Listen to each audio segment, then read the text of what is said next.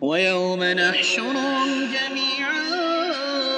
ثم نقول للذين أشركوا مكانكم أنتم وشركاؤكم فزيّلنا بينهم وقال شركاؤهم ما كنتم إيانا تعبدون فكفى بالله شهيدا بيننا وبينكم إن كنا عن عبادتكم لغافلين هنالك تبلو كل نفس ما أسلفت وردوا إلى الله مولاهم الحق وضل عنهم ما كانوا يفترون قل من يرزقكم من السماء والأرض أم من يملك السمع والأبصار ومن يخرج الحي من الميت ويخرج الميت من الحي ومن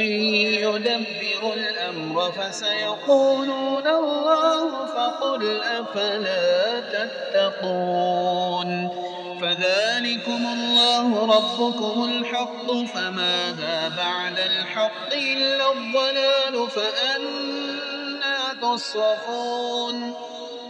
كذلك حقت كلمة ربك على الذين فسقوا أنهم لا يؤمنون